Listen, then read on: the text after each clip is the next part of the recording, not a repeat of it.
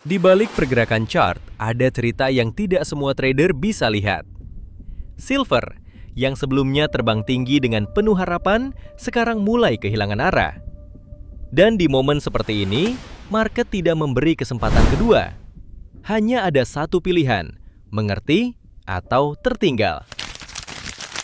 Di video kali ini, kita akan membedah pergerakan silver dengan cara fundamental, teknikal, hingga skenario trading paling rasional.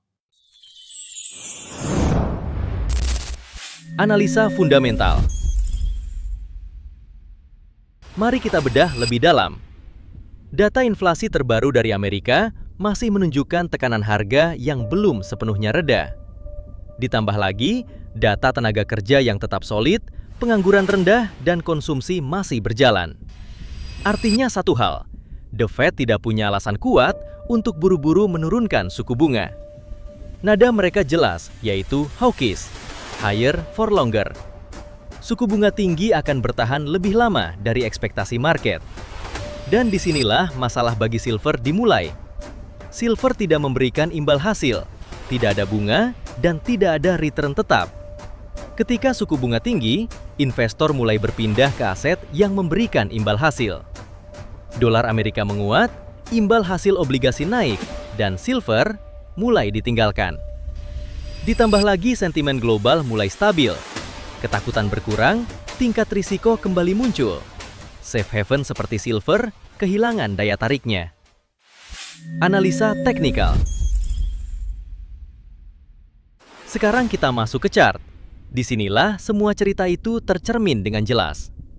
Awalnya market membentuk uptrend yang sangat kuat, ditandai dengan higher high, higher low, dan struktur bullish yang sehat.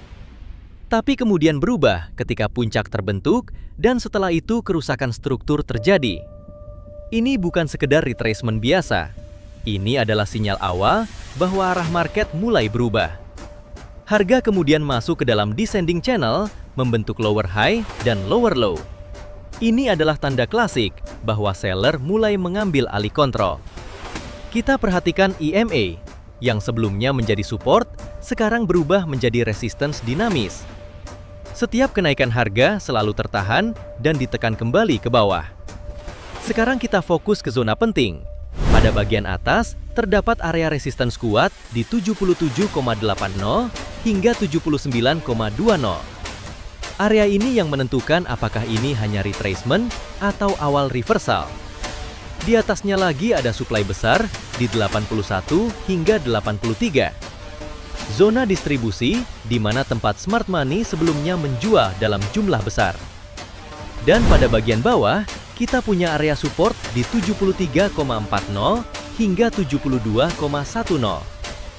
Jika area ini ditembus, maka jalan menuju zona demand berikutnya di 70,80 hingga 69 akan terbuka lebar. Kesimpulannya terlihat jelas bahwa tren telah berubah. Kenaikan saat ini bukan tanda kekuatan, tapi kesempatan bagi seller untuk masuk kembali. Sekarang kita bicara skenario trading. Skenario pertama, bullish akan terjadi.